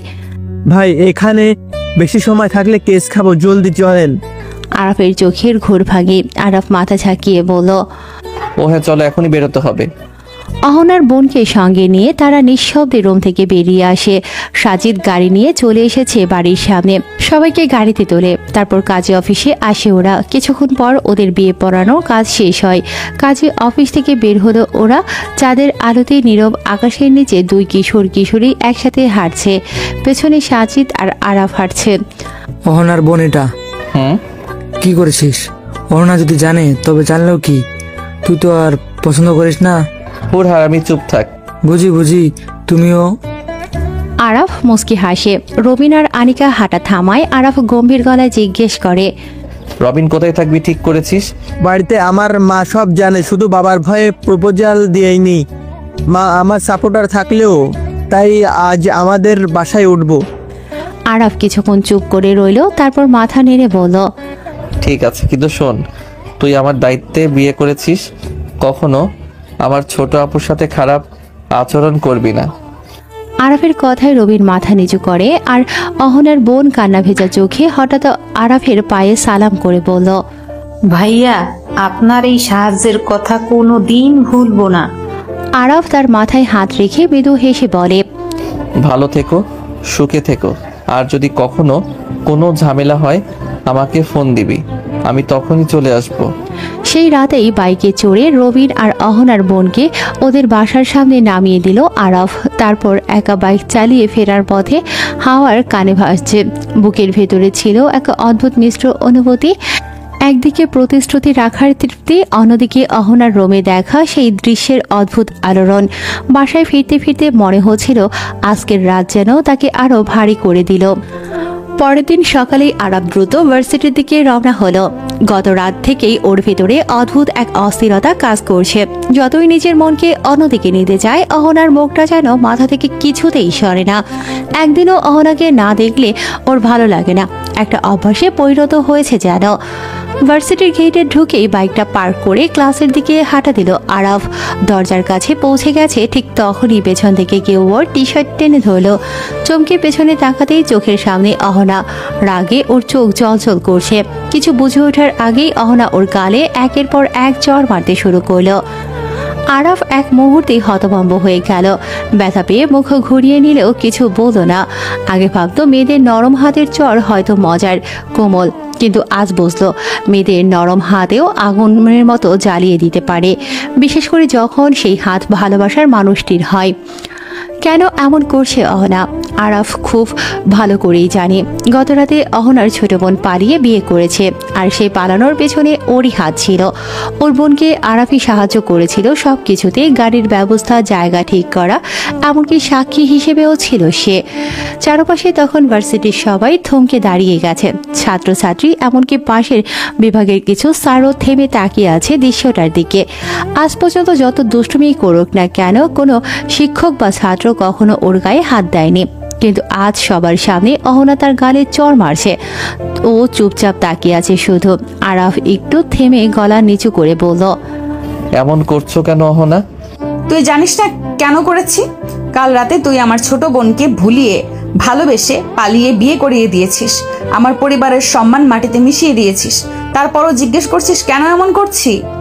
অহনার কণ্ঠে যন্ত্রণা আর রাগ মিলেমিশে এক হয়ে গেছে। এমন কথা শুনে আশেপাশে দাঁড়ানো কিছু ছেলে যারা আরাফের বন্ধু এগিয়ে এলো অহনার দিকে। কেউ কেউ চিৎকার করে বলল, কে এই ছেলেটা? এই মেয়েটা আমাদের ফ্রেন্ডের উপর হাত তুলেছে। কিন্তু আরাফ হাত তুলে তাদের থামিয়ে দিল। সে চিৎকার করে বলল, কেউ ওর দিকে যাবে না। তারপর ধীরে ধীরে অহনার সামনে গিয়ে গাল পেতে আরাফ বলল, চলো এখন যত খুশি মারো, তোমার মন ভরুক। অহনা কিছুক্ষণ তাকিয়ে রইল আরাফের দিকে, চোখের ভেতর কান্না জমে উঠেছে, কিন্তু ও সেটা দেখাতে চায় না। হাত উঠিয়ে আবার নামিয়ে ফেললো, নিচু স্বরে বলল, তোকে ভালো মানুষ ভাবতাম, আর তুই শেষে এমন করলি। এইটুকু বলেই অহনা ঘুরে সেখান থেকে চলে গেল। আরাফ দেখল আশেপাশের সবাই চুপচাপ দাঁড়িয়ে আছে, কেউ কেউ ফিসফিস করছে। ও রাগ চরমে পৌঁছে গেল, জানালার রডে ঘুষি মেরে চিৎকার করে বলল, এখান থেকে কেউ যাবে না। সবাই মজা নিচ্ছিলি তো, এখন দেখ কেমন লাগে নিজের উপর পড়লে। ওর চোখ লাল হয়ে উঠেছে, নিঃশ্বাস ফারিয়ে কিছুক্ষণ পর কয়েকজন বন্ধু এসে ওকে ধরে ভার্সিটির বাইরে নিয়ে গেল। বাইরে এসে তারা বলল, তুই মেয়েটাকে কিছু বললি না কেন? এত কিছু করলো তোর সাথে, অথচ তুই চুপ। এখন অন্যদের সাথে বীরের মতো আচরণ করছিস কেন? আরাফ কিছুক্ষণ চুপ করে রইল। ওর চোখে তখন একরাশ ক্লান্তি, একরাশ যন্ত্রণা। তারপর ধীরে ধীরে বলল, ওই মেয়েটাকে আমি কিছু বলতে পারবো না, কারণ ওকে ভালো লাগে। এমনকি অহনাকে আমি ভালোবেসে ফেলেছি। বন্ধুরা হতভম্ব হয়ে তাকিয়ে রইল আরাফের দিকে। কেউ কিছু বলল না, শুধু বাতাসে হালকা নীরবতা ভেসে বেড়াতে লাগলো। আরাফ চুপচাপ আকাশের দিকে তাকালো। নীল আকাশটা আজ কেমন যেন ধূসর লাগছে। মনে হলো অহনার রাগের মধ্যে ওর ভালোবাসারই ছায়া আছে। হয়তো একদিন সে বুঝবে আরাফ যা করেছে তা কারো ক্ষতির জন্য নয়, বরং ভালোবাসার জন্যই। কিন্তু সেই দিনের আগ পর্যন্ত আরাফকে বয়ে বেড়াতে হবে অহনার চোখের সেই আগুন, সেই না বলা কান্না, আর নিজের বুকের ভেতর নিঃশব্দ ভালোবাসার ভার। আরাফরা বসে আছে ভার্সিটির মাঠে। ঠিক তখনই প্রধান ফটক দিয়ে 3টে গাড়ির কর্কশ শব্দ শোনা গেল। দুটো কালো এসইউভি আর একটা সিলভার রঙের সেডান। ক্যাম্পাসের সেই শান্ত সকালে এই দৃশ্যটা ছিল সম্পূর্ণ বেমানান। ভার্সিটির সব কৌতূহলী চোখগুলো সেদিকে ঘুরলো। গাড়িগুলো এসে থামলো ঠিক আরাফদের ব্রেঞ্চ থেকে কিছুটা দূরে। প্রথম কালো এসইউভির দরজা খুলে নামলো সৈকত। তার পরনে দামি ডেনিম প্যান্ট আর টি শার্ট, চোখে একটা সূক্ষ্মতা ছিল। তার ঠিক পেছনেই নামলেন তার কাকা সিরাজ, যিনি শহরের অলিখিত ক্ষমতার খেলায় একজন চিরপরিচিত মুখ। সিরাজের মুখে একটা শীতল হিসেবি হাসি, কিন্তু আসল আতঙ্ক ছড়ালো বাকি গাড়িগুলো থেকে যখন একে একে নামতে শুরু করে কমপক্ষে 20-25টা ছেলে। তাদের বেশিরভাগই পেশিবহুল চেহারা, চোখে হিংস্রতা, আর তাদের হাতে পিস্তল উঁচানো না থাকলেও যা ছিল তা কোনো অংশে কম ভয়ানক ছিল না। ঝকঝকে হকস্টিক, মোটা বেসবল স্টিক আর লোহার রড ওদের সবার হাতে। মুহূর্তেই আরাফের আশেপাশের ছাত্রছাত্রীরা আতঙ্কে হয়ে পিছিয়ে গেল। বাতাসটা যেন হঠাৎ ভারী হয়ে উঠল একটা আসন্ন ঝড়ের পূর্বাভাসে। সৈকত এগিয়ে আসতে শুরু করে। তার হাঁটার ভঙ্গিতে ছিল একটা বেপরোয়া দম্ভ। বাকি ছেলেগুলো একটা অর্ধবৃত্তাকারে আরাফদের ঘিরে ফেলে। সাজিদ আর রিশাদের মুখের হাসিটা ততক্ষণে শুকিয়ে কাঠ। আরাফ যদিও তার ভেতরটা ভয়ে কেঁপে উঠল, তবুও সে নিজেকে শান্ত রাখার একটা শেষ চেষ্টা করে। সৈকত এসে দাঁড়ালো একেবারে আরাফের সামনে, দুজনের মাঝে মাত্র কয়েক ইঞ্চি দূরত্ব। সৈকতের চোখে প্রতিশোধের আগুন। সে নিচু চাপা স্বরে বলল, তোকে বলেছিলাম না আমাকে মেরে কাজটা ঠিক করিসনি, আমাকে চিনে রাখিসনি। আর আজ তোকে কে বাঁচাবে? আরাফের কোনো কথা বলার সুযোগ পাওয়ার আগেই সৈকত তার হাতে ধরা হকস্টিকটা সমস্ত শক্তি দিয়ে আঘাত করে আরাফের ডান হাতের উপর। ঠক করে একটা নিস্তব্ধতা ভঙ্গকারী শব্দ হলো। আরাফ যন্ত্রণায় চিৎকার করে ওঠে, হাত চেপে ধরে ছিটকে পড়ে। সৈকত, কি করছিস? সাজিদ আর রিশাদ একযোগে এগিয়ে আসে আরাফের দিকে, কিন্তু তারা আরাফের কাছে পৌঁছানোর আগেই সিরাজের ইশারায় সৈকতের সাঙ্গপাঙ্গরা তাদের উপর ঝাঁপিয়ে পড়ে। পিস্তলধারী দুজন তাদের দূরে সরিয়ে রাখে, আর বাকিরা হকস্টিক আর রড দিয়ে গণপিটুনি শুরু করে আরাফ সহ বাকি বন্ধুদের। আরাফকে সহ আরাফের কাছের বন্ধু সাজিদ আর রিশাদকে বেধড়কভাবে মারা শুরু করে। আরাফের ডান হাত তখন অবশ, তীব্র ব্যথায় সে হাঁটু গেড়ে বসে আছে। সৈকত তখন তার সামনে এসে দাঁড়ায়, তার মুখে এক বিভৎস হাসি। শুরু তো কেবল হলো আরাফ, আমার অপমান করেছিলি না? কথাটা বলে সৈকত একটা লম্বা হকস্টিক তুলে নিল। প্রথম আঘাতটা এলো আরাফের পিঠে উপর, ধাম করে শব্দটা যেন আরাফের পাঁজর পর্যন্ত কাঁপিয়ে দিল। আরাফ মাটিতে আছড়ে পড়ে, তার ওঠার কোনো সুযোগ নেই। এরপরের 5 মিনিট যেন এক ভয়াবহ দুঃস্বপ্নের মতো। আশেপাশের সকল ছাত্রছাত্রীরা ভয় পেয়ে দূরে দাঁড়িয়ে কেবল দেখছে, কেউ সাহস পাচ্ছে না এগিয়ে আসার। সৈকত যেন প্রতিশোধের নেশায় উন্মত্ত। সিরাজ শান্তভাবে একপাশে দাঁড়িয়ে দেখছিলেন, তার মুখে কোনো ভাবান্তর উত্তর নেই, কেবল মাঝে মাঝে এক দুটো নির্দেশ দিচ্ছিলেন। সবগুলোকে মার, হাড় ভেঙে ফেল, সবার যন্ত্রণাটা বুঝিয়ে দে। সৈকত তার দলবলকে নিয়ে শুরু করে আরাফকে মার। আঘাতগুলো ছিল সুনিশ্চিন্ত, যেন প্রতিটি আঘাত আরাফের শরীরের প্রতিটি স্নায়ুকে জাগিয়ে তোলার জন্য যথেষ্ট। সৈকত প্রথমে হক স্টিক দিয়ে আরাফের হাঁটুতে এবং পায়ের গোড়ালির দিকে আঘাত করে। উদ্দেশ্য ছিল সে যেন পালাতে না পারে, উঠে দাঁড়ানোর শক্তিও যেন না থাকে। ধপধপ শব্দে আঘাতগুলো পড়তে থাকে। আরাফের পা তখন বোধহীন, শুধু ব্যথার অনুভূতিটা ছাড়া কিছু কাজ করছে না। দুজন ছেলে এগিয়ে এসে আরাফের শরীরের দুপাশে এসে দাঁড়ালো।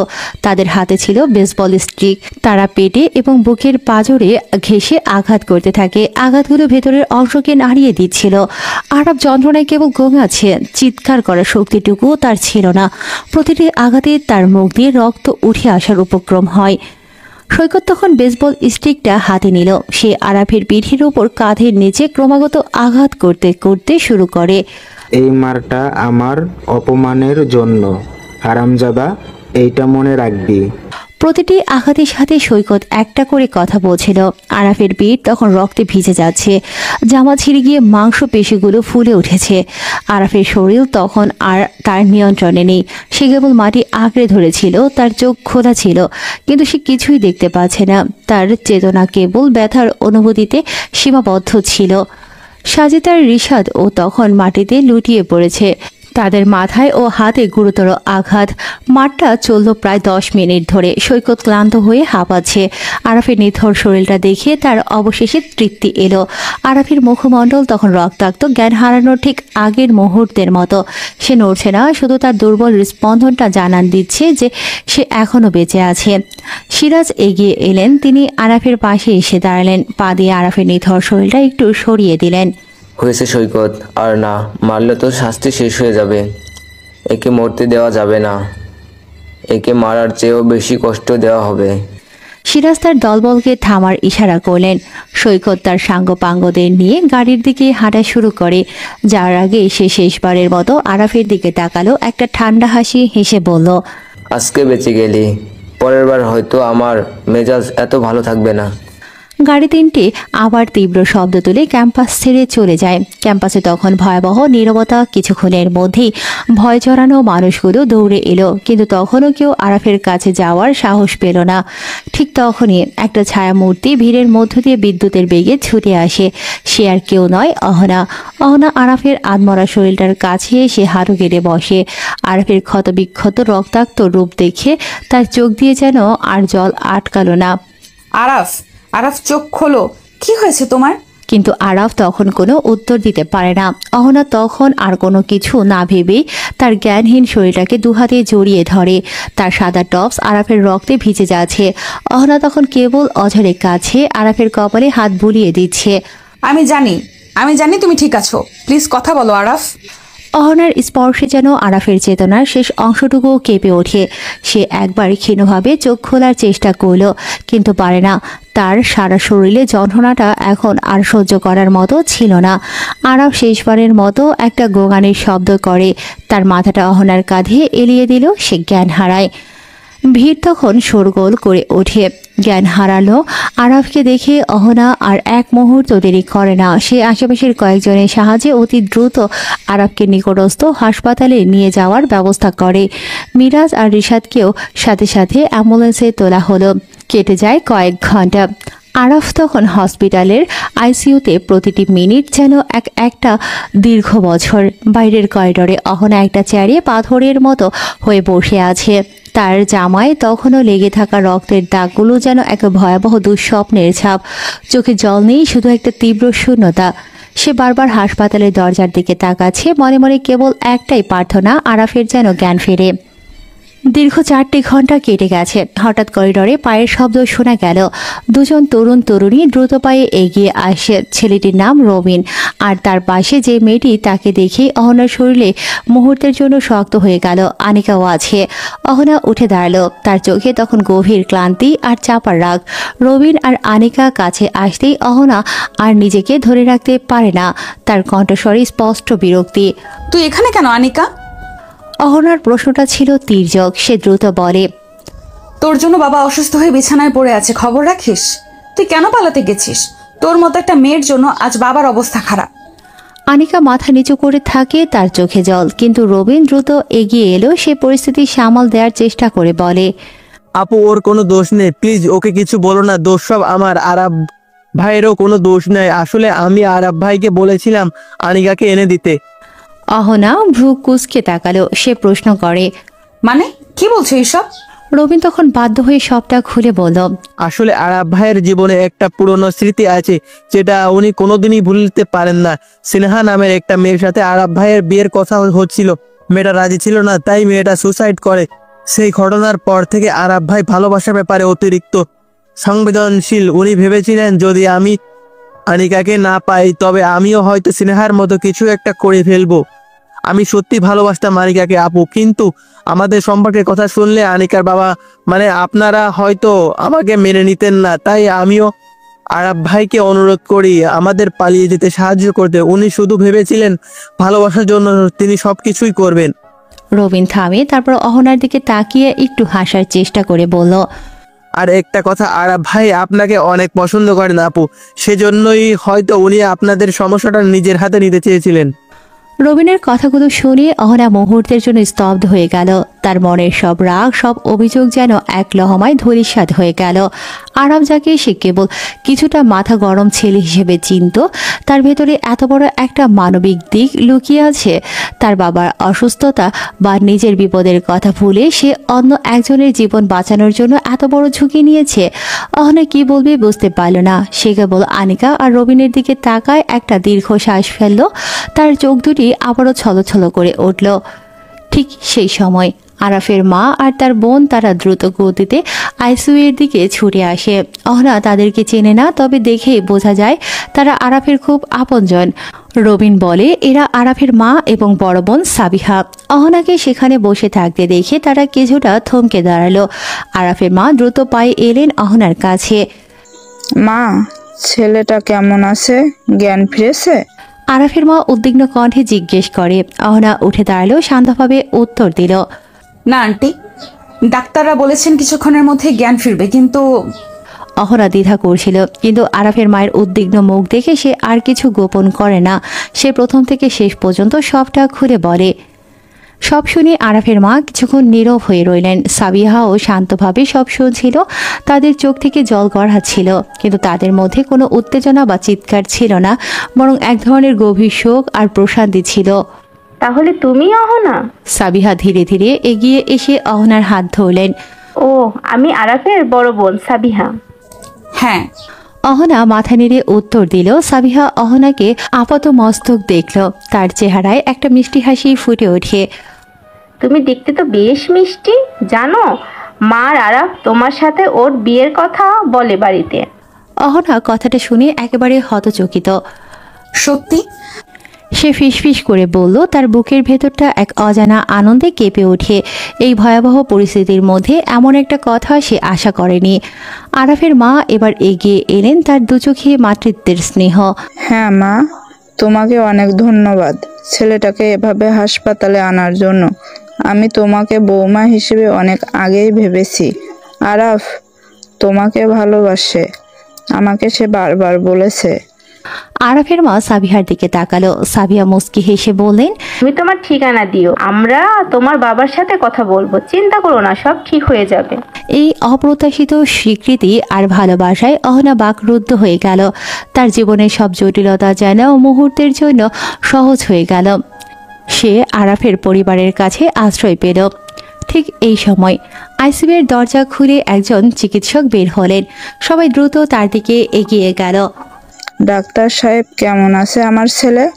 আরাফের মা জিজ্ঞেস করলেন। ডক্টর শান্ত গলায় উত্তর দিল, রোগীর আঘাত বেশ গুরুতর, বেশ কিছু জায়গায় কেটে গেছে, কিন্তু সবথেকে চিন্তার বিষয় ওর শরীরের অনেকগুলো হাড় ভেঙেছে। ডান হাত পাঁজরের দুটি স্থান এবং ডান পায়ে ফাটল আছে। সৌভাগ্যবশত অভ্যন্তরীণ কোনো বড় ক্ষতি হয়নি। সবাই শিউরে উঠে আরাফের মা কেঁদে ফেললেন। ডক্টর বললেন, সুস্থ হতে 5 মাস সময় লাগবে, ওকে সম্পূর্ণ বিশ্রামে থাকতে হবে। তবে আপনারা চিন্তা করবেন না, আমরা আমাদের সাধ্যমতো চেষ্টা করব। এই খবরটা ছিল ভয়াবহ, কিন্তু অহনার মনে আর কোনো দ্বিধা রইল না। সে আরাফের মায়ের হাত চেপে ধরে বলে, আন্টি আমি আরাফের পাশে থাকবো, আমি সব সময় ওর খেয়াল রাখবো। অহনা দৃঢ়তার সাথে বলল। তার চোখে ছিল এক নতুন এক অঙ্গীকার। আরাফের মা অহনার হাত ধরে বললেন, আমি জানি না মা, তুমিই পারবে। অহনা সেদিন থেকে প্রতিজ্ঞা করে এই 5টা মাস সে আরাফকে একটু একা থাকতে দেবে না। আরাফের নিঃস্বার্থ ভালোবাসার প্রতিদান সে দেবে। আরাফ সুস্থ হয়ে উঠুক, তারপর সে নিজেই সব দ্বিধা ভুলে আরাফকে ভালোবাসবে। কেটে যায় 1 বছর। বাইরের পৃথিবীতে তখন বসন্তের আগমনের সুর। শুভ বিবাহের বাদ্য বাজছে, কিন্তু শহরের এক পরিত্যক্ত বিশাল গুদাম ঘরের ভেতরের চিত্রটা ছিল সম্পূর্ণ বিপরীত। সেখানে কেবল চাপা আতঙ্ক আর মুহূর্তের হিমশীতল নীরবতা বয়ে যাচ্ছে। গুদাম ঘরের একমাত্র বাল্বটা মিটমিট করে জ্বলছে। ঘরের মেঝেতে ছড়ানো ছিটানো অবস্থায় পড়ে আছে 20টা ছেলের লাশ, সবকটাই সৈকতের বিশ্বস্ত সাঙ্গপাঙ্গদের। তাদের কারো হাত বেঁকে আছে অস্বাভাবিক ভঙ্গিতে, কারো শরীর থ্যাতলানো, চোখে তখনও লেগে আছে শেষ মুহূর্তের ভয়াবহতা। আর সেই বিভৎস দৃশ্যের কেন্দ্রে মাঝখানের একটি বিশাল মরিচিকা ধরা মাংস ঝোলানো হোঁকের সাথে ঝুলে আছে একটি নিথর দেহ। সেটা সৈকতের কাকা সিরাজের। তার মুখটা বিভৎসভাবে হা হয়ে আছে। রক্তে ভেজা জামাটা নিচে মেঝেতে কালো দাগ তৈরি করেছে। ঘরের এক কোণে একটা পুরনো চেয়ারে বসে আছে সৈকত। তার শরীরটা শক্ত দড়ি দিয়ে চেয়ারের সাথে এমনভাবে বাঁধা যে নড়াচড়ার উপায় নেই। তার হাত পা মুখ সবটাই শক্ত টেপ দিয়ে আষ্টপৃষ্টে জড়ানো। সৈকতের চোখ বিস্ফোরিত। সে তার জীবনের সব থেকে ভয়াবহ দৃশ্যটা দেখছে। তার সাঙ্গপাঙ্গ, তার ক্ষমতার উৎস কাকা সবাই শেষ। সে চিৎকার করতে চাইছে, তার ফুসফুস ফেটে যেতে চাইছে আতঙ্কে, কিন্তু টেপ থাকার কারণে মুখ দিয়ে কেবল গোঙানির শব্দ বের হচ্ছে। তার শরীরটা ভয়ে কাঁপছে। চেয়ারে বসেই তার নিস্তেজ হয়ে যাওয়া উপক্রম। ঠিক তখনই ভেতরের দরজা ঠেলে প্রবেশ করল একটি দীর্ঘ ছায়া। আলো ছায়ার খেলায় সৈকত ভালোভাবে দেখতে পারে না, কিন্তু যখন সে লোকটা সম্পূর্ণ ভেতরে এলো তখন সৈকতের চোখ আরো বড় হয়ে গেল। পরনে লাল শেরওয়ানি, মাথায় একটা কাজ করা পাগড়ি, সেজেগুজে একেবারে বড় বেশে সে আজ হাজির। সে আর কেউ নয়, আরাফ। সৈকতের সেই ভয়াবহ আক্রমণের পর প্রায় 1 বছর কেটে গেছে। সেই আক্রমণের জেরে আরাফকে দীর্ঘ 8 মাস হাসপাতালের বিছানায় কাটাতে হয়েছে। তারপর আরও কয়েক মাস ফিজিওথেরাপি। আরাফ আজ তার নতুন জীবনের প্রথম দিনে দাঁড়িয়ে। এই দীর্ঘ সময় অহনা এক মুহূর্তের জন্য আরাফকে ছেড়ে যায়নি। সে নার্সিং থেকে শুরু করে অনুপ্রেরণা দেওয়া পর্যন্ত সবকিছু করেছে। অহনার নিঃশর্ত ভালোবাসা আর যত্নে আরাফ আজ সম্পূর্ণ সুস্থ। আর সেই ভালোবাসার পরিণতি আজ তাদের বিয়ে। একটু পরেই বিয়ের মূল অনুষ্ঠান শুরু হওয়ার কথা। সব প্রস্তুতি সম্পূর্ণ। এমন সময় আরাফের পুরনো বন্ধু সাজিদেরা খবর নিয়ে আসে সৈকতে পাওয়া গেছে সে গত 1 বছর ধরে গা ঢাকা দিয়েছিল। আরাফ বাড়ি থেকে কাউকে কিছু না বলে, বিশেষ করে অহনাকে কোনোভাবে উদ্বিগ্ন না করে চুপি সরে বেরিয়ে আসে। 1 বছরের দীর্ঘ অপেক্ষার শেষ। তার সঙ্গে ছিল তার বিশ্বস্ত কয়েকজন বন্ধু। প্রতিশোধের আগুন যা 1 বছর ধরে তার বুকের ভেতর দিকে দিকে জ্বলছিল, আজ তা পূর্ণতা পাবে। তাদের কাজ শেষ।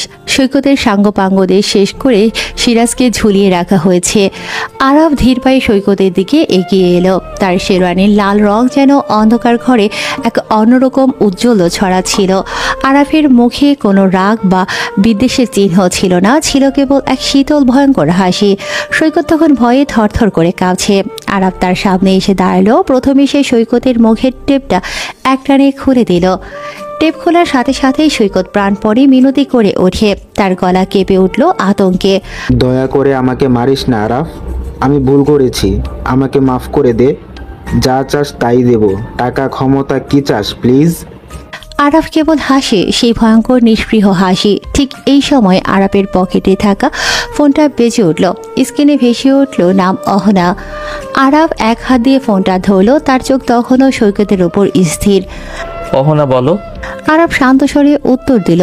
ওপাশ থেকে অহনার মিষ্টি কিন্তু কিছুটা উদ্বিগ্ন গলা শোনা গেল। ওই তুমি কোথায়? বিয়ের কিন্তু সব রেডি, সবে অপেক্ষা করছে। শুনলাম তুমি নাকি বাড়ি থেকে বের হয়েছো, কি করছো তুমি?